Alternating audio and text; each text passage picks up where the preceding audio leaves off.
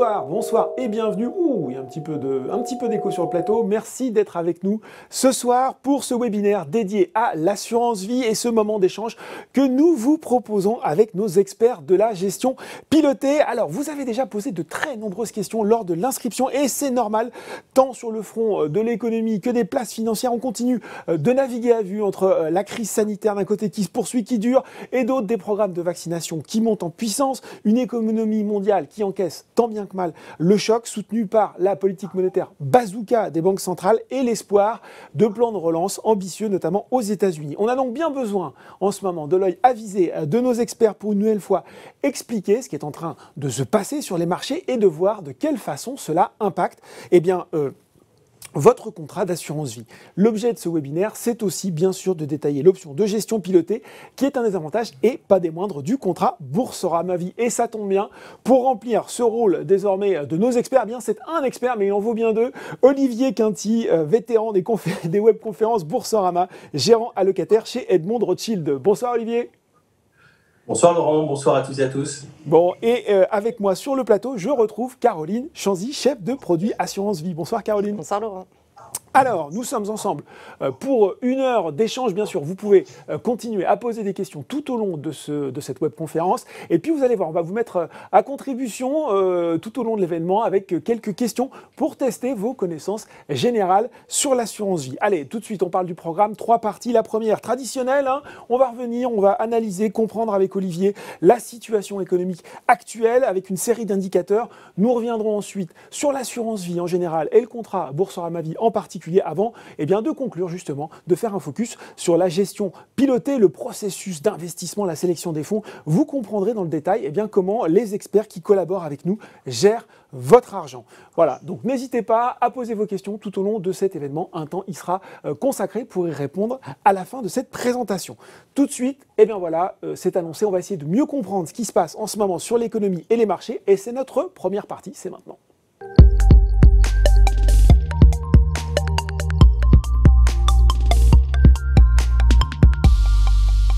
Et je me tourne virtuellement vers vous, Olivier. Lors de notre précédente édition, vous nous aviez présenté un certain nombre d'indicateurs qui étaient autant de thermomètres un petit peu sur l'état de l'économie. Et je crois, pour les gens qui n'auraient pas vu forcément la dernière édition, que vous avez repris pour cette webconférence un certain nombre de ces graphiques pour bien comprendre leur évolution. Et on commence, je crois, par la croissance du PIB mondial et de même que le sentiment d'incertitude économique. Il va falloir nous réexpliquer ce en quoi cela consiste.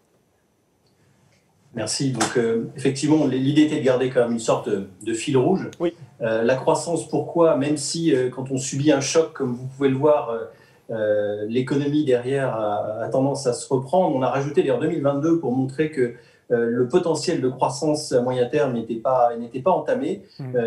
Effectivement, il y aura quand même un gros enjeu sur le rythme de réouverture des économies de tous les secteurs qui ont été challengés, comme le tourisme, les loisirs, l'aérien. Mais on voit bien que cette année sera une année de rebond significatif grâce aux effets des plans de relance, donc budgétaires des États, les banques centrales qui ont joué leur rôle. Si on rajoutait juste la Chine sur ce petit graphique, en fait, on verrait que c'est le seul pays cette année qui sortira une croissance positive de l'ordre de 2%. Grâce notamment à l'accélération des plans d'infrastructure et le ciblage de la demande intérieure. Donc, on a vraiment en fait un rebond des économies et même en France où on va passer sans doute vers un -9, on espère que l'an prochain on sera plutôt autour de -5. En tout cas, c'est ce qui ressort aujourd'hui des consensus. Donc, l'idée c'est que ça c'est en pourcentage, mais en volume, on retrouvera, en tout cas on l'espère, au courant mi-2022, un niveau global d'activité. Une fois que vraiment tous les secteurs auront réouvert, l'événementiel, comme je disais, l'aérien, etc., donc le tourisme, et on retrouvera au niveau mondial le niveau de pré-crise autour de la mi-2022 sans doute. Bon. Sur l'incertitude économique, on voit sur le graphique qu'elle reste à un niveau élevé, mais que là aussi elle redescend de façon significative. C'est peut-être la note d'optimisme. Cet indicateur d'incertitude, il est assez important puisqu'il est quand même très corrélé aussi à la volatilité. D'ailleurs, la prochaine fois, je pense que je vous mettrai la volatilité avec. En fait, ça illustre quoi? Ça illustre les politiques monétaires, les politiques budgétaires, les taxations, les régulations, mais aussi les problèmes électoraux. Donc, on voit la montée forte de ce graphique. En fait, correspond à la guerre commerciale qu'avait entamée M. Trump avec la Chine. et puis la perspective des élections américaines.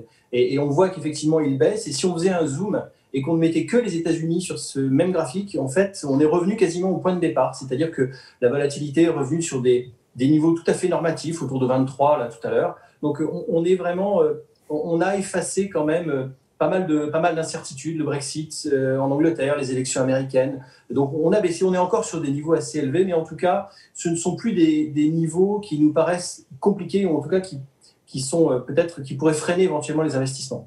Bon, vous en avez parlé, j'en ai parlé aussi dans mon lancement parce que c'est quand même l'élément le plus peut-être significatif de cette crise auquel on a assisté, c'est bien sûr cette action coordonnée, massive, impressionnante des banques centrales, sans précédent dans son ampleur, on peut le dire.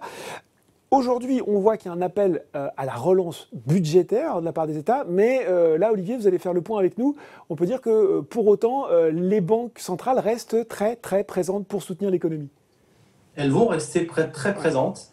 C'est d'ailleurs un des éléments majeurs de soutien qui nous rend aussi peut-être un peu plus sereins dans cet environnement de reprise graduelle. Retenez que si on prend que la réserve fédérale aux États-Unis, donc sur la partie rouge, en fait, elle a débloqué 12 000 milliards de dollars aujourd'hui. Donc, mais sur ces 12 000 milliards, qui sont d'ailleurs à la fin, qui seront assez bien répartis entre les rachats d'actifs, donc les rachats d'obligations de l'État américain, les rachats d'obligations d'entreprises, les prêts ou les soutiens, les mesures de soutien à la liquidité interbancaire, eh bien en fait, elle n'a débloqué que la moitié. On est à 7 003. Donc en fait, on a encore devant nous un robinet qui reste ouvert de liquidité et donc qui va permettre en tout cas de financer la reprise économique. Bon, il y a ça, et puis l'autre courbe sur ce graphique, c'est le chômage américain. On avait commenté ce bond du chômage américain, et puis cette redescente quasiment aussi soudaine que ce bond avait eu lieu. Et puis quand on regarde le graphique, c'est peut-être pas forcément très visible à l'écran. On a l'impression qu'on assiste à un léger rebond, une stabilisation. Qu'est-ce qu'il faut comprendre de cette courbe, en tout cas de son évolution récente ? Alors déjà, comme vous pouvez le voir sur le bleu ciel, c'était les emplois à temps partiel qui avaient été les premiers à souffrir. Et puis, comme les États-Unis ont réouvert très vite, donc ça, c'est l'emploi aux États-Unis. En fait, on est revenu pas tout à fait au niveau de départ, effectivement. Le taux de chômage est redescendu de 13% global, de 13% à 6,7%. On était à 3,8% juste avant la crise. Donc, on n'est pas encore revenu tout à fait au niveau de départ. Vous vous rappelez pourquoi on regarde cet indicateur aussi, c'est que c'est un des éléments qui est constitutif de la croissance. C'est les 2/3 de la croissance, puisque ça concerne les consommateurs américains. Oui. À côté de ça, on regarde la confiance, les ventes au détail, bien sûr, les mises en chantier. Mais pour autant, cet indicateur de l'emploi, évidemment, il est crucial. Et il y a des bonnes nouvelles qui vont arriver, parce qu'il a rebaissé. On est quand même sur une courbe qui maintenant est une courbe de reprise aussi. Mais il y a quand même beaucoup de bonnes nouvelles qui vont arriver. Vous savez que dans le nouveau plan de M. Biden, il a proposé le doublement du salaire minimum, de 7,25 $ à 15 $. Alors ça, il faut que ce soit encore négocié, bien sûr, c'est une proposition. Le taux de salaire horaire, il a lui déjà commencé à augmenter. On est maintenant sur un rythme quasiment de plus de 5% par an. Donc on a vraiment des effets positifs. Dans les plans de relance aussi de M. Biden, il y a la volonté de relancer l'industrie automobile pour la faire sortir des énergies fossiles. Et ça, c'est un plan qui prévoit l'embauche de 1 million de personnes dans l'industrie automobile pour passer à l'électrique. Donc il y a vraiment une vraie tendance et des choses très importantes au niveau social aux États-Unis qui vont soutenir la consommation. Et dernière petite chose aussi qui est un petit peu corollaire à l'emploi, c'est que la couverture sociale, vous savez qu'il y a 10% des Américains qui n'ont aucune couverture sociale et l'ambition, c'est d'arriver à 97% de couverture sociale. Donc il y a quand même des éléments très favorables au soutien de la consommation, au soutien des classes moyennes. Et c'est un élément majeur, encore une fois, c'est les 2/3 de la croissance américaine. Bon, tu as des bonnes nouvelles sur le front de l'emploi aux États-Unis. Autre graphique que vous avez choisi de suivre dans le temps, et c'est les rendements obligataires aux États-Unis en zone euro. Alors la dernière fois où on s'est parlé, on avait une remontée des rendements obligataires réels européens par rapport aux rendements américains, et là on a l'impression que la situation est inversée. Il va falloir m'expliquer ce qui est en train de se passer, Olivier. Alors déjà, rendement réel, pour que tout le monde soit au même niveau d'information, comme on dit. Le rendement réel, on va retirer des taux d'intérêt que vous donnent les emprunts à 10 ans, soit des États-Unis, soit européens. On va retirer l'inflation, puisque finalement, si les taux sont à 1 et que vous avez 1% d'inflation, à la fin, malheureusement, vous gagnez 0, vous n'êtes pas plus riche. Donc l'important de regarder les taux réels, c'est comme leur nom l'indique, c'est réellement ce que vous allez gagner. Oui. Aujourd'hui, les taux étant déjà négatifs en Europe avec une inflation à 1,60, donc on est forcément en territoire négatif depuis plus de 2 ans maintenant. Et aux États-Unis, on y est encore. Alors, on a une petite remontée des taux réels en Europe parce qu'on a eu un effet de baisse de TVA l'an dernier en Allemagne de 2% pour soutenir la consommation pendant la crise et qui vient d'être remis. Donc, ces 2 points de TVA ont généré une sorte d'inflation fictive, entre guillemets. Ce n'est pas véritablement de l'inflation sous-jacente, la tendance de très long terme d'inflation. Donc, on est maintenant sur des taux réels qui vont remonter graduellement. Ça, c'est ce qu'on pense, nous. C'est-à-dire qu'on ne voit pas de crack obligataire. On est maintenant à la faveur de la reprise. On a un peu de reprise d'inflation. On a des taux qui vont remonter graduellement. Pour autant, ça veut dire que ces taux réels vont remonter très légèrement. On va tranquillement revenir vers le zéro progressivement. Mais on a le corollaire de ces taux réels négatifs, c'est nous la difficulté, évidemment, de pouvoir constituer des poches en dehors des poches actions, donc des poches obligataires, pour aller rémunérer les capitaux qui sont dans ces poches dans les différents mandats. Et bien évidemment, dans un environnement de taux réels négatifs, ça nous oblige à aller chercher du rendement sur des obligations d'entreprise, sur des obligations de dette émergente également, qui ont un peu souffert l'an dernier, mais c'est revenu dans l'ordre aujourd'hui. Petite question-réponse rapide, Fred qui nous pose une question en direct. On lit souvent que l'injection massive de liquidités dans l'économie et l'utilisation de ces milliards par les États risquent d'entraîner de l'inflation. Quel est le risque pour l'assurance vie et en particulier sur les placements offensifs? Et on en reparle en ce moment du retour de l'inflation, notamment aux États-Unis. Absolument. Alors, dans le retour de l'inflation, il y avait cette histoire de TVA en Allemagne. On va avoir d'autres éléments techniques. Vous vous rappelez que le prix du baril de pétrole l'an dernier, au mois de mars, au cœur de la crise, était négatif. Donc, au mois d'avril-mai, on va avoir une vraie hausse de l'inflation, mais qui est une hausse qui est déjà anticipée, pour être clair. Alors, le pétrole, pour mémoire, dans les indices d'inflation, c'est 20%. Vous avez l'énergie et l'alimentation, c'est 20% des indices d'inflation, mais c'est 80% de la volatilité de cet indice. Donc ça, c'est déjà bien anticipé. On avait d'ailleurs, nous, dans notre maison, un objectif de 60-70 $ de fourchette d'objectifs sur le pétrole pour l'été. On y est déjà, on a déjà touché les 60 $. Donc on va avoir cet effet de base qui pourra effectivement un peu inquiéter. D'ailleurs, on a vu les taux qui commencent à remonter tranquillement. Pour répondre à la question, donc on aura un effet mécanique d'inflation. Mais pour répondre à la question de la planche à billets et de la masse monétaire, il faut bien avoir conscience que faire tourner la planche à billets et l'augmentation de la masse monétaire M3 à court terme n'est jamais un bon indicateur de l'inflation. Parce qu'on va vraiment essayer de voir ce qui est la vraie inflation, c'est-à-dire ce qu'on appelle l'inflation sous-jacente, c'est la tendance de long terme, en dehors des effets mécaniques ou des effets saisonniers. On va avoir de l'inflation. La réponse est oui. Les mesures Covid vont avoir un impact sur les coûts des entreprises. Pour l'instant, on surveille de très près aussi les marges des entreprises. Il n'y a pas d'impact à ce jour. Et dans toute la période de publication qu'on vient de vivre, finalement, à ce jour, il n'y a pas encore d'impact réel sur les marges. Beaucoup d'entreprises ont pu transférer dans les prix de vente ces mesures Covid qui ont finalement soit augmenté les prix, soit ralenti la productivité. Donc, à terme, il faut bien comprendre que l'augmentation de la masse monétaire par l'augmentation de la création monétaire qui a permis de financer les déficits, le corollaire, c'est l'augmentation des déficits publics de l'ordre de 20 points de PIB en moyenne sur la planète, c'est fait aussi dans des conditions très intéressantes pour les États cette fois-ci. Puisque toute la dette qui a été émise l'an dernier par l'Allemagne et par la France a été émise à taux négatif. Donc on augmente effectivement le stock de dette, ça c'est indéniable. En revanche, le nouveau stock de dette, finalement, rapporte quelque part à l'État. Et tout ce qu'on recycle des anciennes dettes, finalement, quelque part, est plus productif que destructeur. Donc, on sera très attentif, évidemment, à comment on va pouvoir réduire ce stock de dette à terme, puisqu'il faudra en passer par là.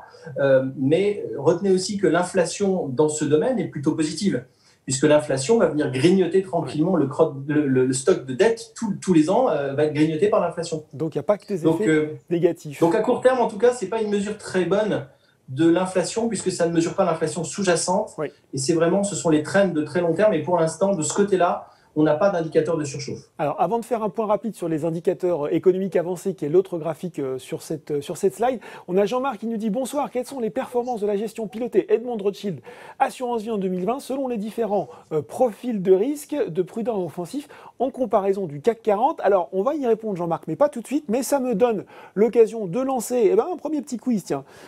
Question à vous qui nous regardez, à quoi correspond la performance 2020 suivante plus 5,14%, vous allez voir, c'est assez facile, vous pouvez procéder par élimination. Est-ce que c'est la performance plus 5,14% du livret A, du rendement du fonds en euros ou du mandat équilibré Edmond Rothschild Asset Management. Je pense que vous allez être plutôt nombreux à avoir la bonne réponse. Voilà, un mot, Olivier, maintenant sur ces indicateurs avancés. C'est ce qu'on appelle la soft data, le sentiment qu'on a de l'évolution de l'économie. Là aussi, si je me replonge sur le graphe, je constate que cette courbe, elle a nettement remonté. Elle remonte un peu moins vite, mais elle continue à progresser.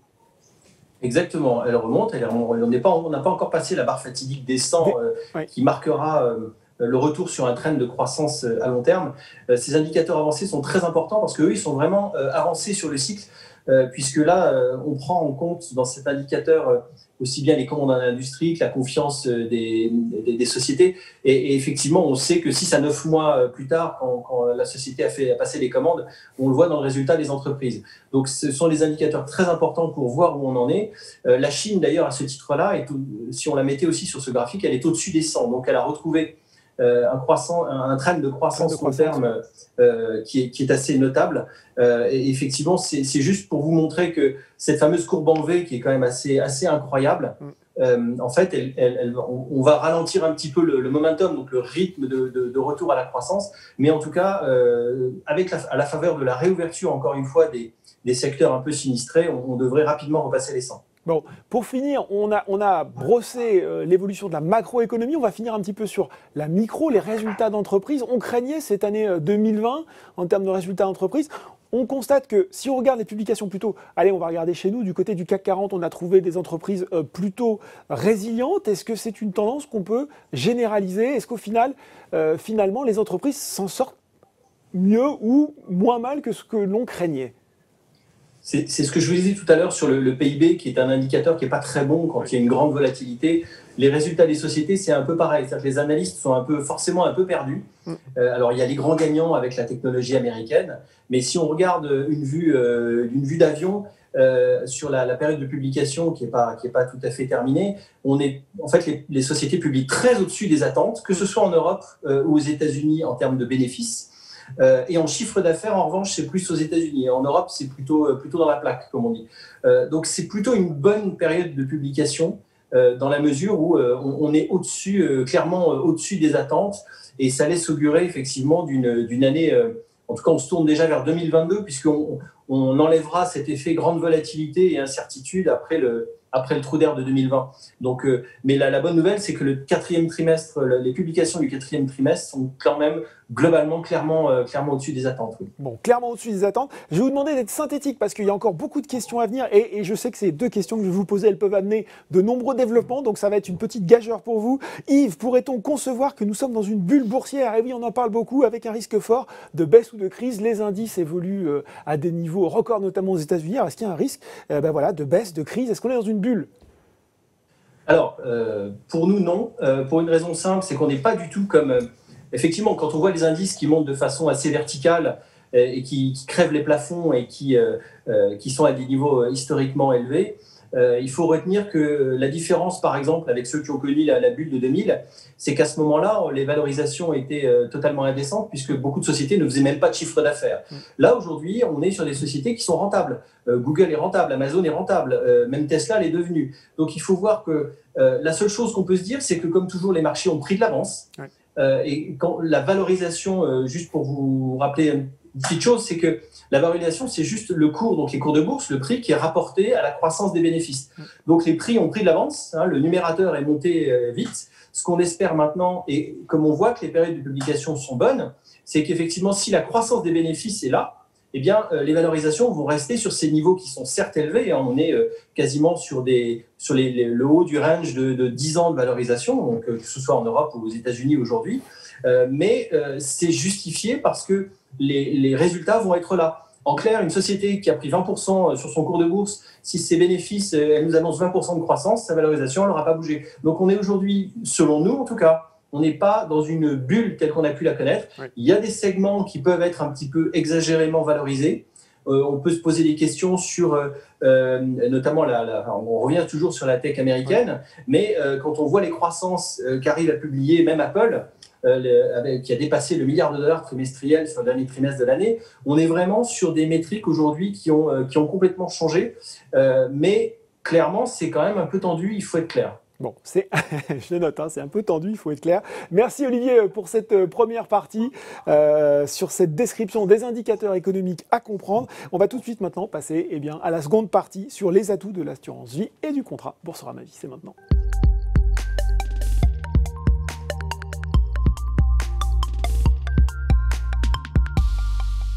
Et oui, parce que voilà, les webconférences passent, mais les avantages de l'assurance vie, eux, demeurent nombreux et bien réels, même si, Caroline, qu'est-ce qui vous permet d'aujourd'hui affirmer que l'assurance vie reste la réponse à beaucoup de questions que se posent des Français et les clients qui nous regardent ce soir? Parce qu'il y a eu, faut le dire, il y a eu un petit désamour, on en a déjà parlé en 2020, c'est finalement pas le produit qui a le mieux marché. La bourse a été clairement privilégiée. L'assurance vie, c'est pas ringard, rassurez-moi. Non, pas du tout. Ça reste un produit attractif. Ouais. On l'appelle communément le couteau suisse des épargnants et c'est toujours le cas. Parce qu'il ne faut pas oublier que l'assurance vie, c'est un produit d'épargne qui s'adapte à tous les projets, à tous les profils et à tous les besoins. Donc c'est vraiment, comme son nom l'indique, un couteau suisse et chacun peut l'utiliser comme il le souhaite. On va reprendre rapidement les avantages de l'assurance vie, qui demeure toujours d'actualité. Ouais. Exactement. Donc je vais passer rapidement sur les avantages fiscaux et successoraux, puisqu'on avait fait un webinaire dédié à ce sujet. On le mettra toujours en replay, pour ceux qui... C'est pas simple la fiscalité. Exactement. Voilà, on le mettra en lien. Et pour faire simple très rapidement, les deux avantages fiscaux principaux vont être donc en cas de retrait, la fiscalité privilégiée après 8 ans, mais pas uniquement, donc à repréciser, à re-regarder dans le webinaire, et en cas de décès, la transmission qui est grandement facilitée. Autres avantages de l'assurance vie qui restent d'actualité, donc la diversité des supports d'investissement. Contrairement à un livret A ou un livret de développement durable, on va avoir au sein même du contrat d'assurance vie un choix entre une diversité de supports assez intéressants, donc des plus sécuritaires aux plus dynamiques, des fonds euros aux unités de compte, pour faire simple. On a aussi une grande liberté dans le choix du mode de gestion, puisqu'on peut soit décider de gérer soi-même son contrat d'assurance vie si on est assez autonome, soit de décider de confier son contrat à des experts, comme on a aujourd'hui Edmond de Rothschild pour gérer notre contrat. À côté de ça, on a aussi toute une panoplie d'actes de gestion qu'on peut faire au quotidien et en autonomie. Donc on peut réaliser des versements, mettre en place des versements programmés, réaliser des rachats également. On viendra à ça juste après. Et dernier point, mais non des moindres, c'est sur le rendement. Grande question. On parle beaucoup du rendement du fonds euro qui s'érode d'année en année. Ça se résume un peu à ça trop souvent d'ailleurs. Exactement. Et ce qui est vrai, bien sûr, mais à mettre en parallèle aussi à côté du taux du livret A, par exemple. On en parlait tout à l'heure dans le petit quiz. On a aujourd'hui un livret A qui est à 0,5%. Ah, vous avez dévoilé une partie de la question. Et pour donner à titre d'exemple, notre fonds euro exclusif, lui, est à 1,43 sur 2020. Donc voilà, toute chose à remettre en parallèle. Et donc, on a parlé du taux de rendement des fonds euros, mais à côté de ça, on a aussi la gestion pilotée qui peut permettre d'avoir une espérance de gain sur le long terme aussi intéressante. Donc ça, c'était sur l'assurance vie en général. Si on parle des avantages un peu plus particuliers également, donc on l'a dit, on a un contrat qui est modulable dans le temps. Donc aujourd'hui, je suis très dynamique, je suis jeune, j'ai envie d'investir sur les marchés financiers. Mon contrat, je peux lui donner un niveau de risque un peu plus important et aller chercher un peu plus de performance. Demain, je cherche un peu plus de sécurité, je cherche à mettre de côté mes plus-values, je vais prendre un niveau de risque plus faible. Donc vraiment, on fait comme on le sent, comme on le souhaite tout au long de la vie du contrat. On a parlé de la fiscalité attractive, la disponibilité de l'investissement. Ça, c'est vraiment un point sur lequel j'aimerais appuyer. Exactement. On insiste à chaque fois. Le contrat d'assurance vie n'est pas bloqué, donc on peut vraiment disposer de son argent à tout moment.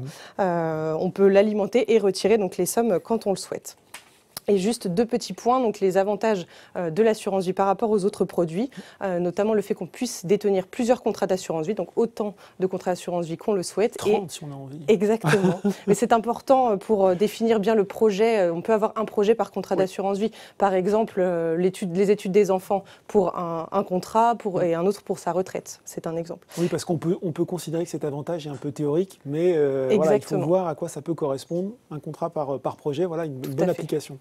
Et le dernier petit atout par rapport aux autres produits, c'est qu'il n'y a pas de plafond sur le contrat assurance vie. Pas de plafond. J'ai une question de Sylvain, et là aussi on en a déjà beaucoup parlé, mais c'est toujours intéressant d'y revenir. Est-il possible de transférer un contrat d'assurance vie d'une banque à une autre?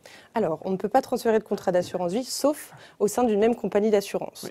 Donc, si la compagnie que vous quittez est la même que celle dans laquelle vous allez souscrire votre nouveau contrat, pas de problème, le transfert se fera sans souci. En revanche, si la nouvelle banque dans laquelle vous souhaitez transférer votre contrat d'assurance vie n'a pas le même assureur, ce n'est pas possible. Et donc, mais comme je le disais juste avant, l'avantage d'avoir plusieurs contrats peut aussi permettre d'avoir des objectifs différents. Question un peu complémentaire de Loïc, mais avec un petit peu plus de précision. Si je souhaite investir et ouvrir un contrat Boursorama Vie, ben oui, venez Loïc, bien sûr.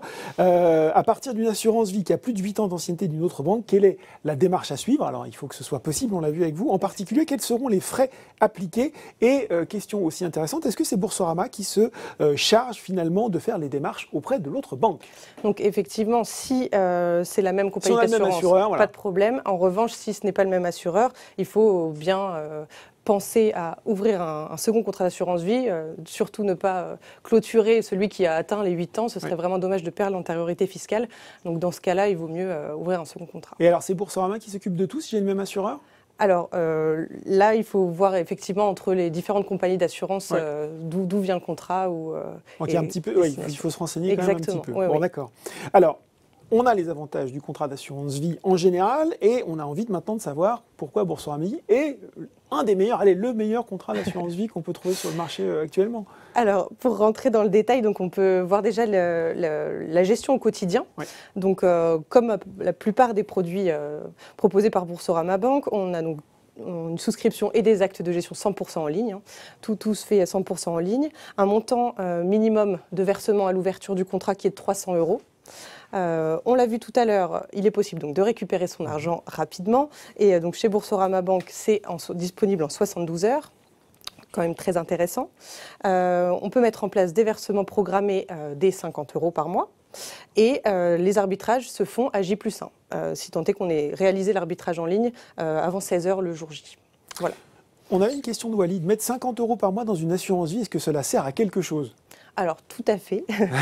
Il a raison, oui, on pourrait se dire 50 €, c'est pas grand-chose, c'est pas ça qui va me faire fructifier mon épargne. Mais effectivement, c'est indolore, mais de l'autre côté, le fait d'investir régulièrement, par petites sommes ou pas, mais régulièrement, permet donc de lisser les points d'entrée, ce qui signifie qu'on va parfois investir au plus bas, parfois un peu plus haut, et sur la durée, ça permet d'envisager une performance assez intéressante. Bon, alors il y a effectivement tous les avantages du contrat Boursorama Vie. Il y a les frais aussi qui sont un élément important. On le rappelle, on le dit à chaque fois, est-ce qu'on peut faire le point complet sur les frais du contrat Boursorama Vie? Exactement.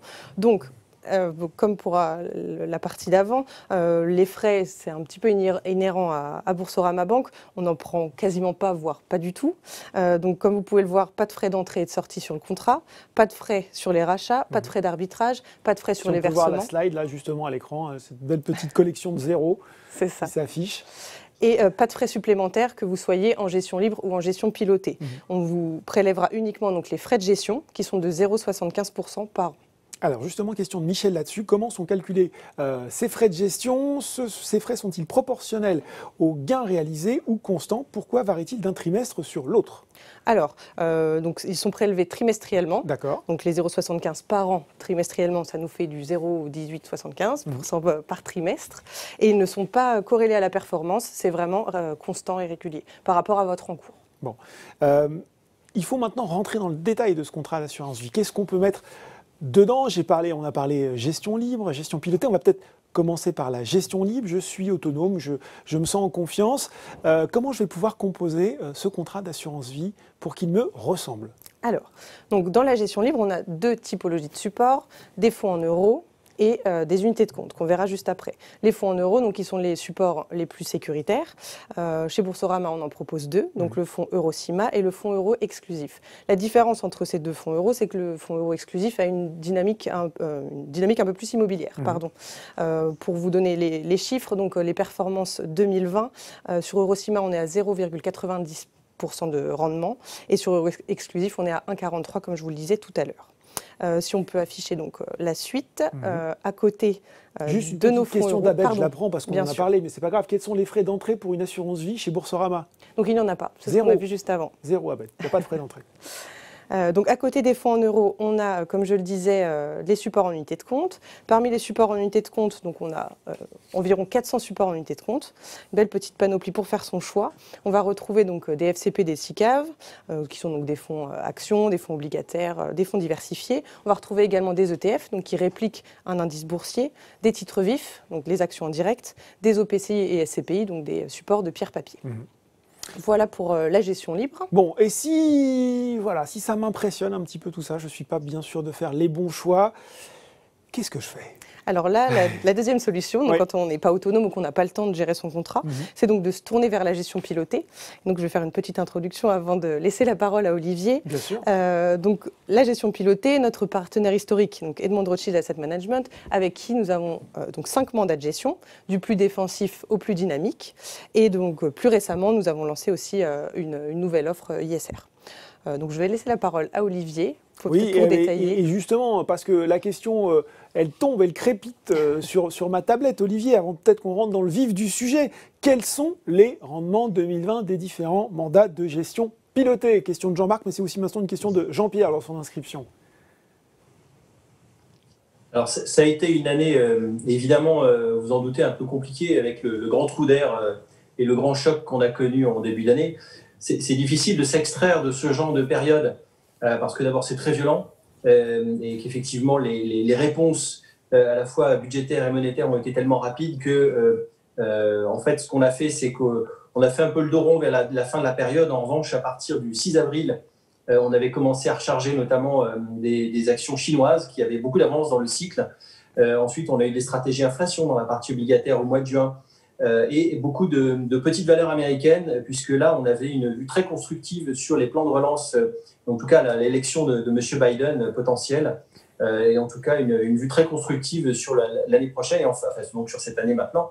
Et en fait, ce qui s'est passé, c'est qu'on passe par des points très négatifs. Je sais que notamment dans le mandat défensif, ça a été un peu douloureux. C'est toujours trop long quand ça baisse. On est d'ailleurs en train de travailler à réduire un peu la volatilité de ce mandat défensif, puisqu'on doit aller chercher, comme je le disais, du rendement pour essayer de diversifier la partie obligataire.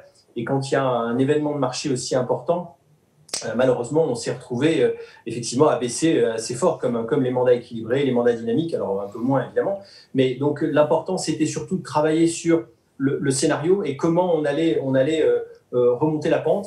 Et ça s'est plutôt pas trop mal terminé, puisque un mandat défensif termine l'année avec une performance de 2,49% net, net de frais de gestion, net de tout.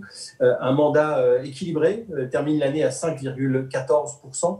Un mandat, le réactif, qui va osciller en moyenne entre un équilibre et un dynamique, mais qui peut aller un peu plus en période compliquée, il a fait 5,82. Le mandat dynamique, qui a une performance de 7,69%. Et le mandat offensif, qui a été très impacté dans la première partie de l'année, notamment par l'Amérique latine, qui avait effectivement, je ne sais pas si vous en rappelez, notamment le Brésil, qui avait refusé de confiner. Donc là, non seulement le marché avait baissé, mais sa devise avait été attaquée. Ça nous a un peu impacté, comme il y a une grosse proportion dans le mandat offensif d'actions émergentes, et il ne fait, entre guillemets, que 6,94% à la fin de l'année. Vous voyez, une hiérarchie, en tout cas des risques, qui est plutôt bien respectée, et une courbe en V qu'on a vécue aussi. La remontée a été assez lente. Vraiment, on en est désolé. C'est vrai que c'était un choc très important sur les marchés. Mais il fallait vraiment travailler sur le scénario, travailler sur les perspectives et voir vraiment si on avait tous les éléments en main pour que les économies repartent, ce qui est le cas aujourd'hui. Donc voilà, les performances pour l'année dernière. Bon, une question de F92. Les rendements que vous annoncez sont-ils nets de frais? Oui, ils sont nets de frais, Olivier. Oui, nets absolument de tout. Bon, avant de passer à la troisième partie, de rentrer dans le détail de votre métier de gérant allocataire, Olivier, on avait quand même une question de Guy sur un contrat en gestion libre. Je peux toujours arbitrer tout ou partie sur le fonds euro en cas de panique. Je n'ai plus cette possibilité en gestion pilotée. Il ne me reste que la possibilité de clore mon contrat si je veux préserver mes avoirs. Que se passe-t-il en cas de crash boursier? Quelle est l'attitude des gestionnaires? Comment ça se passe? C'est vrai, parce que finalement, on perd cette capacité de réagir qu'à la gestion libre. C'est vrai. Alors, on a aussi, nous-mêmes, on avait recommandé la sortie des fonds euros Pour les raisons que j'ai évoquées tout à l'heure sur les taux réels, à savoir qu'effectivement la baisse tendancielle du rendement des fonds euros, même s'ils gardent tout leur aspect d'enveloppe dans l'assurance vie avec l'enveloppe fiscale, tout leur aspect de liquidité, l'aspect de quelque part de sécurité, puisqu'il y avait un rendement garanti, il était difficile pour nous de continuer à recommander un actif dont on savait qu'à terme il allait devenir négatif en termes de rendement réel, puisqu'une fois qu'on a enlevé l'inflation sur un fonds euro aujourd'hui, en zone euro, on se retrouve dans le rouge malheureusement. Donc c'était difficile de continuer dans nos allocations en tout cas, de recommander la présence du fonds euro. Et donc on a diversifié ce fonds euro vers des produits obligataires de différentes natures. Il y a des emprunts d'État, des obligations inflation. Nous avons également des obligations vertes, ce qu'on appelle des green bonds, qui financent aussi toute la transition énergétique. Donc, on a dû diversifier effectivement cette partie-là. Et c'est vrai, je reviens encore sur le mandat défensif qui a une volatilité assez importante l'an dernier. C'est vrai que du coup, quand on a un événement de marché comme on l'a connu, eh bien, on peut se retrouver avec des cours d'obligations qui vont baisser, alors qui se reprennent aussi derrière. Ça a été le cas notamment par exemple des obligations convertibles qui perdaient 11% à un moment.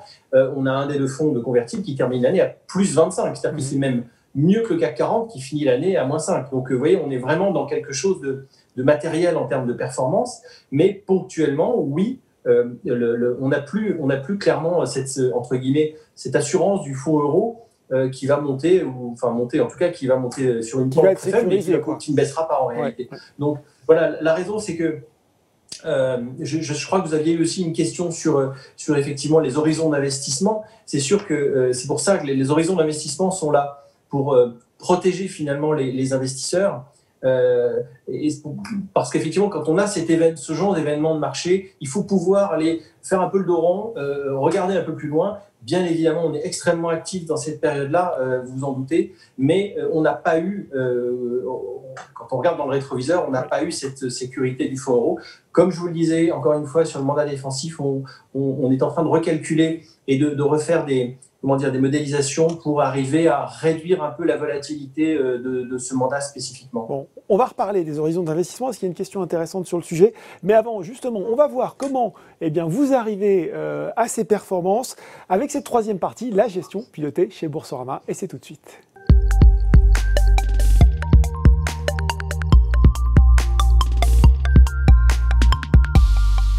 On l'a dit, il y a ce métier de gérant allocataire. Expliquez-nous votre recette, Olivier, pour construire les portefeuilles des différents mandats. Quel est votre processus d'investissement chez Edmond Rothschild Asset Management ? En fait, c'est un processus qui est assez passionnant. Il y a 4 étages à la fusée. La première partie, je dirais, c'est assez classique. On va essayer de définir de grandes orientations. Ça nous permet déjà, à cette étape-là, de commencer aussi à définir quelle sorte de thématique on va privilégier.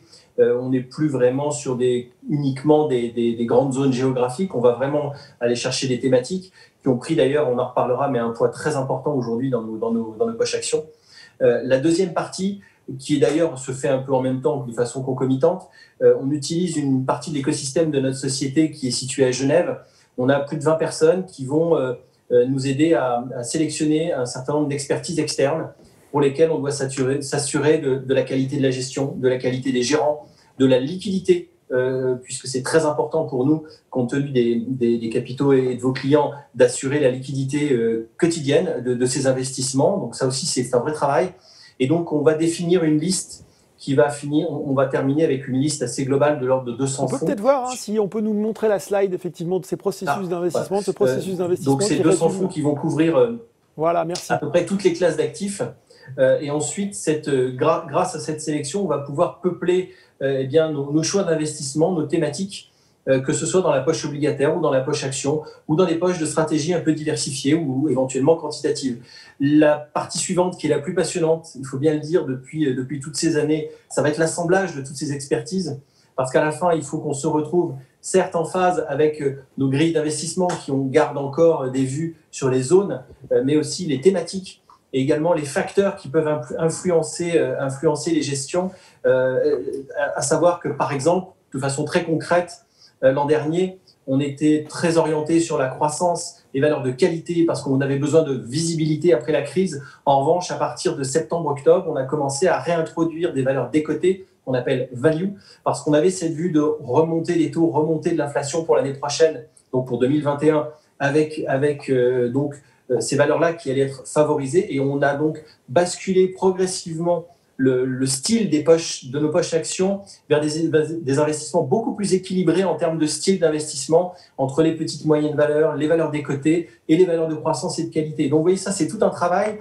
qui ne peut être fait qu'à partir du moment où on a un univers d'investissement qui est assez large et pour lequel on s'assure effectivement d'avoir, je le disais, la liquidité, mais la qualité qui convient pour les clients de l'offre. Bon, en tout donc cas, ça c'est la dernière partie évidemment, donc l'assemblage, effectivement où on en arrive aux recommandations d'allocation qu'on peut vous faire régulièrement pour modifier l'allocation d'actifs de chaque mandat. Bon, moi j'ai bien retenu en tout cas la performance du mandat équilibre Edmond de Rothschild en 2020, c'était plus 5,14%, c'était la première réponse à notre quiz. Du coup, je vais vous lancer une autre question et je pense que Caroline y a répondu lors de sa présentation.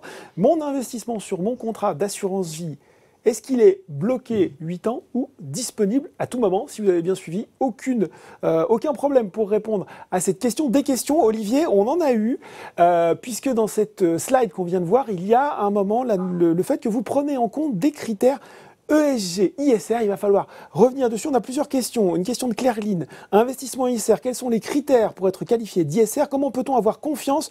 Comment conjuguer investissement et éthique et écologie? Et oui, ça c'est une question qu'on a de plus en plus de la part de nos clients.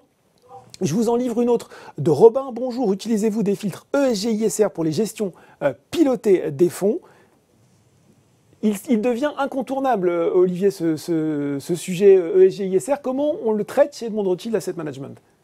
Alors, il faut savoir que déjà, notre société, on a signé en 2010 ce qu'on appelle les PRI, donc les principes d'investissement responsable des Nations Unies, et que depuis quelques années, évidemment, on voyait la tendance et de toute façon, on avait également essayé d'intégrer ces critères ESG par société pour favoriser justement la prise en compte de tous ces critères de durabilité. Alors ESG et ISR, pour ceux qui ne sont pas familiers avec ces termes, ISR, c'est l'investissement socialement responsable. Pour avoir ce label, qui est un label français, il y a essentiellement des critères d'exclusion. Donc on va enlever les armes, on va enlever les controverses. Et donc ça va permettre d'avoir des investissements responsables. Et c'est félicité. On a un label, on a des fonds qui ont un label. Ensuite, les critères ESG sont des critères d'environnement, sociaux et de gouvernance. Et là, à travers cette analyse-là, on va s'assurer que la politique de rémunération des dirigeants, par exemple, d'une société n'est pas complètement en désaccord avec son objet social, par exemple. Ça, c'est pour la gouvernance. L'objet social, on va voir comment les employés, par exemple, sont traités dans la société. Et évidemment, l'aspect environnemental qui est totalement central aujourd'hui. Et effectivement, pour répondre à la question de votre client tout à l'heure, ce sont des stratégies qu'on prend en compte maintenant depuis quelques années. C'est pas nouveau. Depuis 2018, on a fait des grands mouvements, notamment vers tout ce qui est énergie renouvelable et énergie nouvelle. Il faut retenir que concrètement aujourd'hui, on a à peu près 90% des sociétés avec lesquelles on travaille qui sont signataires de ces PRI de l'ONU.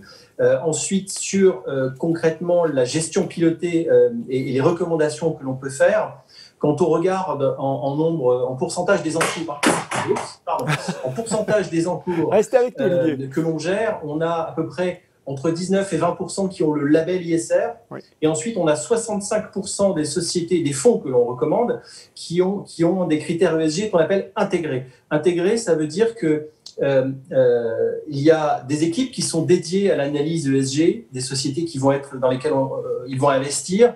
Il y a des équipes dédiées, des méthodes de scoring, et que ces critères-là deviennent contraignants pour les gérants, parce qu'on a aussi d'autres fonds qui sont ESG, mais pour lesquels c'est pas contraignant, si vous voulez. Donc c'est consultatif. Donc nous, ce qu'on veut, c'est que ce soit contraignant. Donc on arrive aujourd'hui entre les fonds ISR et les fonds ESG intégrés, donc contraignants pour les gérants sous-jacents, à 84% aujourd'hui des encours qui sont sur ces stratégies-là. C'est une tendance qu'on a insufflée depuis très longtemps et qui n'est pas près de s'arrêter. Donc bien évidemment, c'est un chiffre qui aura vocation encore à grandir. Et là encore, une dernière petite chose très concrète. On a aujourd'hui, je parlais des thématiques. On a aujourd'hui les 2/3 de la poche des fonds thématiques qui est investi sur 3 grandes stratégies liées au climat, liées à la gestion de l'eau, aux énergies renouvelables, à toutes les technologies d'amélioration d'énergie renouvelable. Donc, en clair, 2/3 de cette poche thématique, ça veut dire que 15% des poches actions aujourd'hui est uniquement sur ces thématiques-là. Donc, c'est très important, évidemment, c'est central pour nos investissements. Mais en tout cas, c'est quelque chose qui nous tient vraiment à cœur et c'est quelque chose qui n'est pas prêt de s'arrêter, effectivement. Bon, voilà, le point est clair et il est fait. Une question de Paul qui va me faire une parfaite transition pour la dernière partie de votre présentation. Olivier, comment sont choisis les différents fonds qui sont présents au sein de mon portefeuille ? Alors comment ça marche le processus de sélection de fonds chez Edram ? Je ferai référence à la deuxième slide que vous aviez tout à l'heure. Je ne sais pas si vous l'avez à l'écran. On peut la remettre, tout à fait, on peut l'afficher. Voilà, juste après le process. C'est la suivante. Donc, ce process de sélection, effectivement, il est effectué par notre équipe de Genève, à laquelle on participe à des comités pour le groupe. Mais c'est important, c'est qu'ils font ça en toute indépendance. C'est très important. La première étape, qui est une étape un peu aujourd'hui qu'on appelle un peu propriétaire, puisque on va essayer de filtrer l'univers des fonds quand on va chercher une classe d'actifs. Prenons par exemple les actions sur le climat. On va filtrer tous les fonds qui ont cette thématique d'investissement. Et ensuite, on va regarder ceux qui ont des comportements plus ou moins homogènes. Ensuite, on va évidemment s'assurer, comme je le disais, de la qualité de l'équipe de gestion, de la profondeur et de la liquidité qu'on va avoir à l'intérieur de ces sous-jacents. Et ensuite, on aura évidemment un suivi, bien évidemment, un suivi qualitatif et quantitatif par notre équipe de gestion, par nous-mêmes. On fait par an quasiment 90, en moyenne 90 rendez-vous de gestion avec nos gestions sous-jacents. Donc, c'est vraiment un travail à temps plein. Et ce qui veut dire aussi, je vais répondre à une question qui était posée, je crois, je ne sais pas si vous allez l'évoquer, mais sur le fait qu'on est très diversifié et on arrive à avoir un nombre de fonds qui peut paraître important quand vous recevez vos relevés de Generali. Je le sais, je suis client aussi. Je vais en parler des relevés Generali, justement, Olivier. Voilà, je sais que c'est forcément... c'est pas très clair, évidemment, quand on reçoit ce relevé. Bah oui, juste, je vous coupe. Excusez-moi, Olivier, je vous coupe parce que c'est la question de Bruno. Je reçois régulièrement un relevé de la nouvelle allocation de mon mandat dynamique. Oui. Il m'est toutefois très peu utile. Il nous le dit, Bruno, oui. Et en l'état, dès lors qu'il ne fait pas apparaître clairement les évolutions d'allocation par support par rapport à la précédente situation, est-il envisageable d'y remédier ? Et il a raison, Bruno, parce que moi non plus, j'y comprends pas toujours grand-chose. Je suis d'accord avec lui, moi-même je ne comprends pas très bien. En fait, ce relevé, retenez-le, ce relevé n'est qu'un état de situation de la compagnie. En fait, quand vous cherchez, on publie tous les mois un rapport de gestion et à chaque changement d'allocation également. Donc vous avez en moyenne entre 20 et 24 relevés avec des explications, chaque fonds est reclassé dans sa classe d'actifs, chaque thématique également, et vous avez des critères de volatilité, des notions de performance, et ça, et surtout un commentaire de gestion et un commentaire de changement d'allocation d'actifs. Ça, vous l'avez dans votre rubrique « Mes documents ». Et vous l'avez d'ailleurs, quand vous avez envie de changer de profil, moi je l'ai fait récemment pour voir, effectivement, vous avez aussi vous avez les commentaires de gestion de tous les autres profils. Donc, effectivement, c'est très souple, mais je reconnais que le relevé qui arrive de la compagnie est particulièrement illisible. Bon, on va travailler à s'améliorer. Une question aussi de Nicolas. Bonjour, comment sont calculés les frais de gestion du contrat piloté ? Quel pourcentage ? Est-ce que là aussi, c'est prélevé chaque trimestre ? Comment ça se passe ? En fait, c'est très simple. Effectivement, c'est prélevé chaque trimestre. À l'année, les frais du contrat sont de 0,75% et c'est tout. Et voilà, et c'est tout. C'est aussi simple que ça. Question... Il n'y a pas de frais d'arbitrage, il n'y a pas de frais de changement de mode de gestion, il n'y a pas de frais de changement de profil de gestion. Tout ça est d'une souplesse, on ne peut pas faire plus simple. On ne peut pas faire plus simple. Tiens, question Olivier, mon investissement sur mon contrat d'assurance vie, est-ce qu'il est bloqué 8 ans ou est-ce qu'il est disponible à tout moment ? Alors 8 ans, c'est l'enveloppe fiscale. En revanche, il est liquide tous les jours. Voilà. Voilà, ça aussi, c'est extrêmement simple.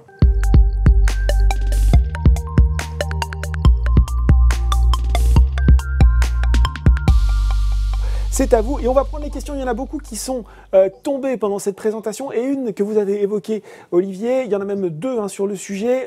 Comment faire pour changer de profil de gestion pilotée ? Est-il possible de changer de mandat de gestion pilotée en passant par exemple d'un mandat défensif à un mandat réactif ? Comment ça marche ? Olivier. Peut-être vous, Caroline, parce que ça se passe sur l'espace client, j'imagine. C'est là que ça se fait. Hein. Oui, tout à fait. Oui. Donc, comme l'évoquait Olivier, c'est très simple. C'est dans votre espace client. Vous pouvez changer de mandat de gestion, de profil à tout moment, sans frais et en 2 clics. Sans frais et en 2 clics, ça on est content.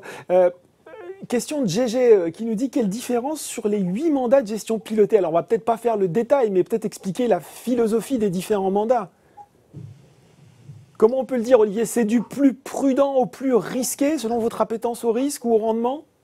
Alors, vous savez, à partir du moment où on met 1 euro un pied en dehors du fonds euro, on va considérer qu'on va mettre du risque. Vous savez, oui, clairement, aujourd'hui, si on ne prend pas un minimum de risque, on n'aura pas de rendement. Ça, il faut être très clair. Donc, le corollaire, c'est qu'on peut avoir de la volatilité. En revanche, c'est la seule solution à long terme et l'offre que nous avons développée, elle date maintenant de 2009 effectivement et le succès il est là mais dans la durée. On reparle aussi des fameux horizons d'investissement recommandés, mais aujourd'hui dès qu'on met 1 euro sur les marchés, en clair on sait qu'on va prendre quelque part un risque.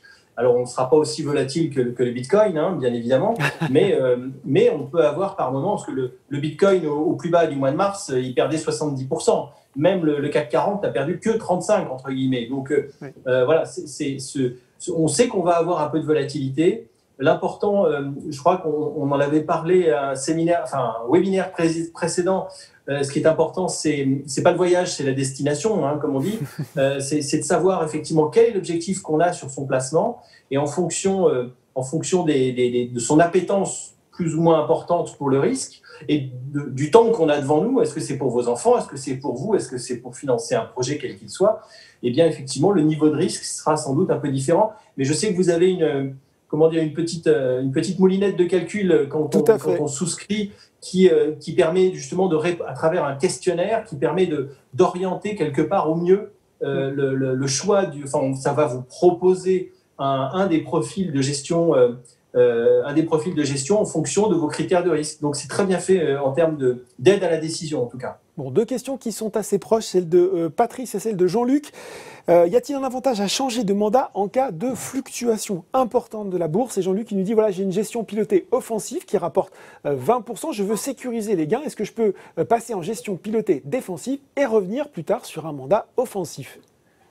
Bien sûr, tout à fait. C'est vraiment, encore une fois, c'est d'une extrême souplesse.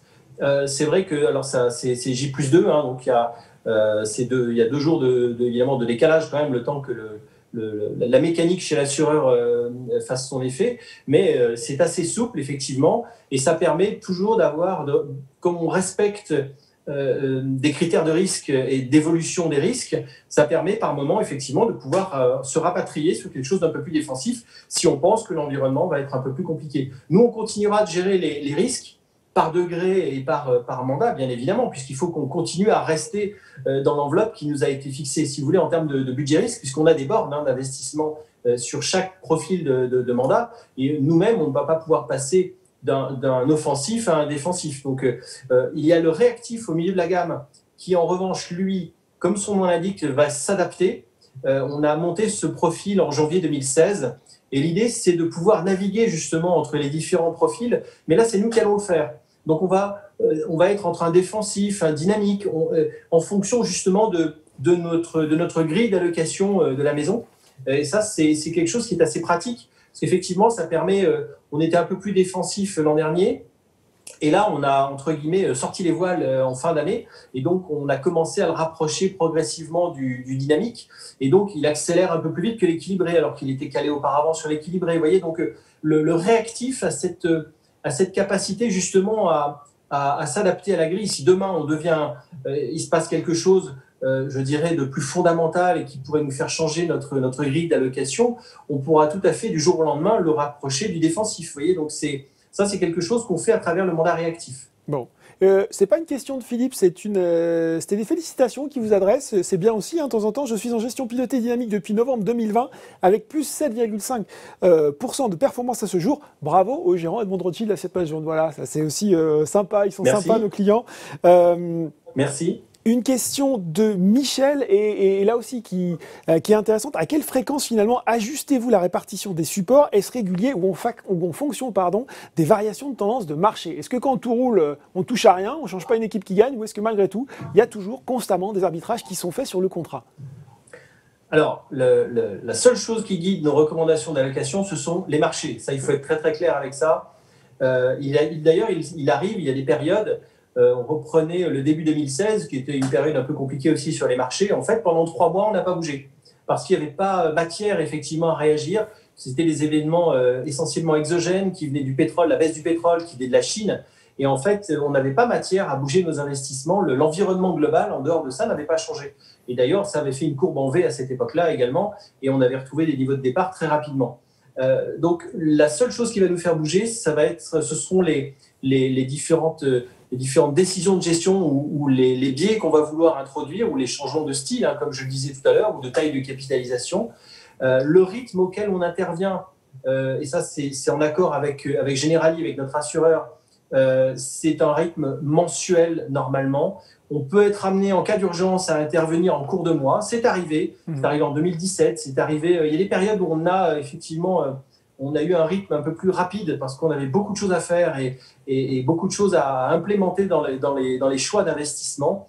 Mais sinon, en rythme de croisière, on est sur en moyenne 12 recommandations par an, qui sont à peu près une par mois. Mais vraiment, encore une fois, ce n'est que l'orientation de nos investissements qui va guider nos recommandations. Bon, question de Karine, on y a déjà répondu, mais peut-être qu'il faut le dire plus pratiquement encore. J'ai un mandat défensif en piloté, comment passer en mode offensif? Où est-ce qu'on va concrètement sur notre espace client pour changer, Caroline? Alors, quand on est sur son contrat d'assurance vie, on a une petite barre bleue claire où on a donc plusieurs boutons. Ça, c'est en bas de l'écran, hein, exactement, c'est ça? qui nous suit quand on descend la page. Oui. Et donc, sur ce petit bandeau, on a donc tous les actes de gestion possibles. On va avoir versement, arbitrage si on est en gestion libre, rachat, et on a changement de mode de gestion. D'accord. Et si on clique sur changement de mode de gestion, on va se retrouver donc sur une nouvelle fenêtre qui va nous dire voilà d'où vous venez et qu'est-ce que vous voulez choisir pour continuer. Donc la petite barre bleue en bas, changement de mode de gestion, et on peut passer sur un mandat différent. Exactement. Donc ça, c'est quand on veut changer d'une gestion pilotée pour une autre. Est-ce qu'on peut passer d'une gestion pilotée à une gestion libre, nous demande Tom? C'est exactement le même processus. Oui. Donc pareil, la petite barre bleue. Et puis je fais mon changement. Nicolas nous demande, y a-t-il des contrats d'assurance vie avec des ETF? Les ETF, c'est ce qu'on appelle aussi les fonds indiciels ou les trackers. Comment ça se passe? Alors en gestion libre, on en a. On en a référencé une quarantaine là, depuis 1 an et demi. D'accord. En revanche, dans les allocations, je ne pense pas que ce soit prévu. Olivier, vous avez des trackers dans vos allocations? Alors la réponse est non, puisque ça ne fait pas partie de notre univers d'investissement avec Generali. Alors on a pu faire une incursion par dérogation il y a quelque temps sur une stratégie bien spécifique européenne de l'IXOR, mais en réalité, c'était une dérogation et en rythme de croisière aujourd'hui, les ETF ne font pas partie des allocations. Il y a une autre raison, c'est que depuis le début de cette aventure, l'idée, c'est que l'on croit dans la gestion active. La gestion active par opposition à la gestion passive que sont les trackers. Qui répliquent les fonctionnements des indices. On a la conviction intime que les sociétés de gestion avec lesquelles on travaille, et aussi la nôtre évidemment, eh bien, quand on va chercher une thématique ou un investissement qui va avoir tendance à surperformer le marché. Donc surperformer un tracker qui lui va être indexé, comme son nom l'indique, indexé sur le marché. Je vous donnerai 2 exemples. Et je reviens aussi sur la remarque qu'avait fait votre client sur le contrat dynamique et la performance de la fin de l'année. On a forcé nos investissements, je le disais, sur les petites et moyennes valeurs américaines. Retenez que l'an dernier, le Russell 2000 gagne, qui est l'indice des petites et moyennes valeurs américaines, il a gagné 10%.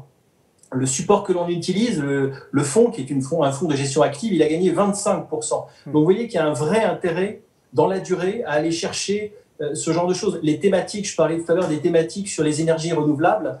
Nous avons le fonds principal que nous avons eu toute l'année l'an dernier. Eh bien, un MSCI Monde qui finit l'année avec 7% de performance, eh bien, ce fonds-là, il a fait 37% de performance. Donc, l'intérêt d'aller choisir des gérants actifs, d'aller choisir des stratégies, des thématiques, eh bien, apporte de la valeur dans la durée. Ça, c'est notre conviction. Oui. Question pour Caroline de Gary. L'assurance vie et le CEFP, c'est la même chose ou pas? Alors non, l'assurance vie se base sur un contrat d'assurance et le CEFP se base sur un compte titre. Donc, compte d'épargne financière piloté, c'est un autre produit de Boursorama qu'on propose. C'est un produit de bourse. C'est un produit de bourse, voilà. Mais qui, effectivement, a exactement les mêmes attributions qu'un contrat en gestion pilotée, sauf que la base de ce contrat-là, c'est un produit boursier. Bon, voilà, c'est pas la même chose. Question de Jean et de Joseph qui sont assez similaires. Je vais prendre celle de Joseph et elle est intéressante parce que ça reprend un thème qu'on aborde souvent aussi. Vaut-il mieux investir 10 000 euros directement sur l'assurance vie ou alors investir 1 000 euros par mois sur 10 mois? Est-ce qu'on met tout all-in ou est-ce qu'on va plutôt étaler ses versements? Qui veut s'y coller? C'est une très bonne remarque. C'est une très bonne remarque qui rejoint celle de votre client tout à l'heure avec les 50 euros par mois. Exactement. Et comme le disait Caroline, ça a toujours été la règle depuis des années. Vous avez remarqué qu'on est dans des marchés qui sont rarement linéaires. Quand on traverse des crises, elles sont malheureusement maintenant un peu plus rapprochées. Fin 2018, on en a déjà traversé une qui était coton. Les crises donc, sont de plus en plus rapprochées et la volatilité à chaque fois est de plus importante. Eh bien, l'intérêt d'investir progressivement dans son contrat, c'est comme le disait Caroline, de lisser vos points d'entrée. Et du coup, vous n'avez pas cet effet de j'ai mis tout d'un coup et on va voir ce que ça donne. Et effectivement, c'est vraiment quelque chose qui, dans la durée, a vraiment du sens. Ce qui ne vous empêche pas, quand vous avez un programme d'ailleurs d'investissement, quand vraiment il y a un événement de marché comme fin 2018 ou cette année ou l'an dernier en mois de mars, eh bien de remettre au pot, de faire un versement libre évidemment quand vous estimez que là vraiment les marchés sont allés exagérément loin à la baisse. Mais en tout cas dans la durée, au dernier webinaire, effectivement ce que j'évoquais c'est un tiers. Ou alors on se dit voilà, je mets un tiers tout de suite. On laisse passer un petit peu de temps s'il y a des événements à venir. Alors à l'époque, il y avait les élections américaines, il y avait des choses, il y avait le Brexit qui n'était pas réglé. Et puis on voit comment ça se passe. On met le deuxième tiers ou on met le troisième rapidement après. Voilà. Enfin, l'idée, c'est quoi qu'il arrive, la meilleure solution, c'est toujours d'essayer d'investir progressivement. Non. Investir progressivement. On a une question de François aussi qui est intéressante qui nous dit est-ce qu'on diversifie ses placements lorsqu'on panache entre les différents mandats, dynamique, offensif, ou s'agit-il des mêmes fonds finalement, où seules varient les proportions entre types de placements? Est-ce que c'est vraiment des sélections complètement différentes ou est-ce qu'on retrouve finalement un panachage des produits identiques, si j'ai bien compris sa question? C'est une très bonne question. Très bonne question. Alors, la réponse, c'est oui et non. C'est-à-dire que, bien sûr, il y a certaines thématiques fortes. Je reparlais des thématiques sur les énergies renouvelables qu'on va retrouver dans tous les mandats, bien sûr. Parce que là, c'est une vraie conviction, c'est une thématique très forte. En revanche, bien évidemment, un mandat défensif qui va avoir en rythme de croisière quasiment 60%, 60-70% de produits de taux, eh bien, il aura forcément plus de support pour être plus diversifié qu'un mandat offensif qui aura 0 produit de taux. Donc, vous voyez déjà de ce point de vue-là. Et la poche action, évidemment, d'un mandat défensif ou d'un mandat équilibré, elle est plus mesurée en termes de taille, donc on ne va pas pouvoir avoir la même granularité. La réponse est donc oui, on retrouve un certain nombre de fonds dans les différents mandats, pas dans tous. Il n'y a pas d'obligation convertible, par exemple, dans le mandat dynamique, dans le mandat offensif. En revanche, vous l'avez dans les 3 premiers mandats. Donc, vous voyez, on va essayer encore une fois de créer des profils, et c'est tout l'intérêt de l'étape 3 de la modélisation, des profils qui vont avoir des comportements qui seront conformes à chaque, je dirais, le comportement global, non seulement des fonds sous-jacents, mais le comportement des mandats, qui seront conformes à une hiérarchie des risques, si vous voulez. Mais du coup, oui, on va utiliser certains fonds de façon dans tous les mandats, mais il y en a d'autres que vous retrouverez évidemment dans le mandat défensif, que vous ne retrouverez pas ni dans l'équilibre, ni dans le dynamique, ni dans les autres. Bon, c'est un peu des deux, voilà. Question de Robert, et on parlait des horizons d'investissement. Est-ce une mauvaise idée de chercher à utiliser un contrat d'assurance vie comme un outil de placement à court terme, même s'il y a des frottements fiscaux? Voilà, on n'arrête pas de dire l'assurance vie, c'est pour le long terme, c'est pour la vie, 8 ans, les études des enfants. Et si moi, j'ai envie de l'utiliser pour le court terme, est-ce que c'est une bonne idée ou pas? Alors ça, c'est une décision très, entre guillemets, très personnelle. Ouais. Comme on disait, les 8 ans de l'assurance vie, ce n'est qu'une enveloppe fiscale. En réalité, comme on le disait, vos avoirs sont liquides en permanence. Donc vous pouvez tout à fait, si vous avez un horizon très court, investir dans une gestion pilotée. Ce qui n'est pas recommandé, il faut être clair. Encore une fois, les horizons d'investissement sont là pour protéger les investisseurs. Quand on vous dit que sur un mandat équilibré, on va avoir un horizon de recommandé de 3 ans, c'est parce que historiquement, on sait qu'au bout de 3 ans, on aura une capacité d'avoir retrouvé à minima les niveaux de départ. C'est aussi pour ça que si vous avez un investissement immobilier, par exemple, eh ben là, c'est 0 risque. Donc là, la réponse, elle est même non. C'est ne prenez pas de risque dans ce cas-là, puisque, comme je vous l'ai dit, dès que vous mettez 1 euro dans une gestion pilotée, quelle qu'elle soit, finalement, et n'importe quel investissement d'ailleurs, en dehors du fonds euro, une SICAV monétaire, vous allez prendre un risque quelque part. Donc clairement, bien sûr que vous pouvez le faire, personne ne vous empêchera de le faire, mais si ça se passe mal et que vous investissez comme l'an dernier, par exemple, en février, et que vous avez besoin de l'argent en mars, vous n'allez pas retrouver la totalité de votre capital. Donc vous voyez, il faut vraiment faire attention. Maintenant, c'est une question aussi de conviction de vos clients qui peuvent tout à fait avoir une vision sur les marchés et se dire, moi je pense que sur les 6 mois à venir, il faut être en mandat dynamique et que vous allez acheter pour 6 mois, pourquoi pas. Mais la durée d'investissement recommandée d'un mandat dynamique, c'est 5 ans. Et vous êtes formidable parce que vous avez répondu à une question de Dominique et Marc qui nous disaient finalement l'assurance vie est-elle appropriée pour un projet d'achat de logement à court terme? Eh bien, si j'ai bien écouté Olivier Quinty, c'est plutôt non, même carrément non. C'est même vraiment non. Vous savez, c'est pour ceux qui ont vécu les bulles précédentes ou les cracks précédents de 87, des années 2000, quand vous avez vraiment besoin de votre argent, vous êtes engagé 3 mois après sur un achat immobilier et qu'il vous manque 20 ou 30%, vous savez, ça peut être assez compliqué dans votre budget. On va peut-être finir avec cette question d'André qui résume pas mal de questions qu'on a reçues. Finalement, quand la bourse descend, ne vaut-il pas mieux quitter les fonds pilotés pour un fonds 100% euro, quitte à reprendre un fonds piloté par la suite? Qu'est-ce qu'on fait? Est-ce qu'on reste sur, est-ce qu'on met sur un mandat plus sécuritaire en restant en gestion pilotée, ou est-ce qu'on se dit vraiment, moi je veux 0 risque et je préfère malgré tout sortir de la gestion pilotée, quitte à y revenir? Alors je comprends tout à fait cette question, et même pour nous, hein, quand ça commence à dévisser, évidemment c'est toujours trop long. Maintenant, nous on avait une stratégie et on a accepté un peu de volatilité et même beaucoup de volatilité ponctuellement, mais retenez que revenir, la question c'est quand, c'est-à-dire que le 23 mars, le marché se retourne. En toute humilité, on n'a pas forcément d'idée pourquoi il s'est retourné. Nous, on avait une vision à la fin de l'année qui était beaucoup plus constructive, donc, puisqu'on savait globalement qu'on allait avoir les vaccins. Donc, j'ai envie de dire, c'est très difficile de répondre à cette question parce que c'est quand même éminemment personnel comme réaction vis-à-vis de la baisse. Parce qu'encore une fois, quand ça commence à baisser, c'est toujours trop long, hein, ça c'est très très clair.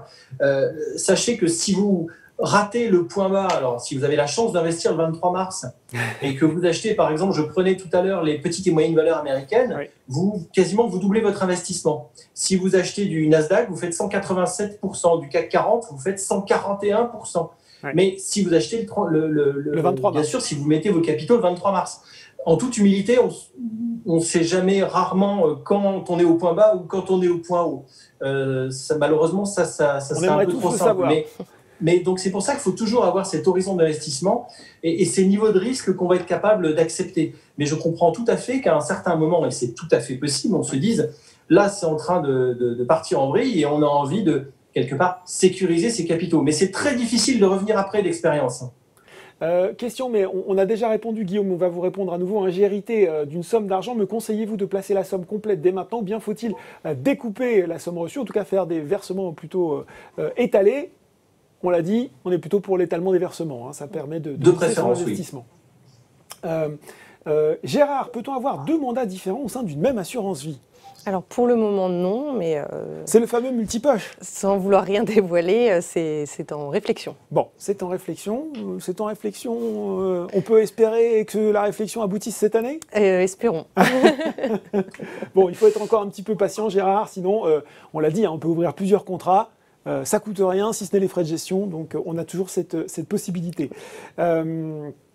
Est-il possible d'avoir différents profils sur le même compte à vue ou nécessaire de... Alors là, je sais pas quelle était la question.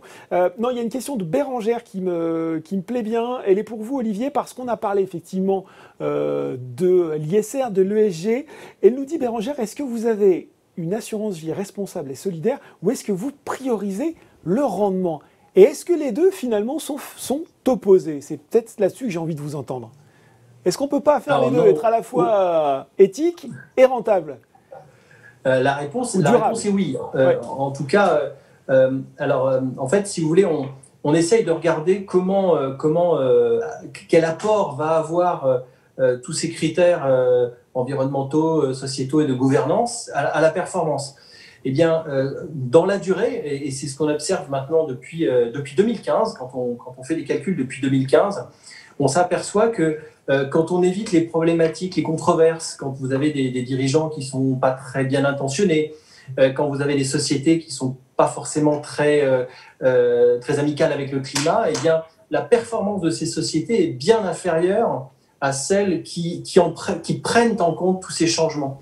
Donc, la réponse à la question, c'est que ces stratégies-là, je prenais l'exemple tout à l'heure du fonds sur les énergies renouvelables, qui a eu une très belle performance l'an dernier, eh bien, elles sont favorisées aussi parce que c'est pas juste parce que c'est un investissement à la mode, c'est parce que vous évitez aussi un certain nombre de controverses. Donc, ça marche des deux côtés, si vous voulez. C'est à la fois parce que vous n'avez pas certaines sociétés qui ne sont pas très regardantes avec ces critères-là, et parce que vous en avez d'autres dont c'est juste la raison d'être, hein, que ce soit des panneaux solaires, des éoliennes, où c'est juste la raison d'être.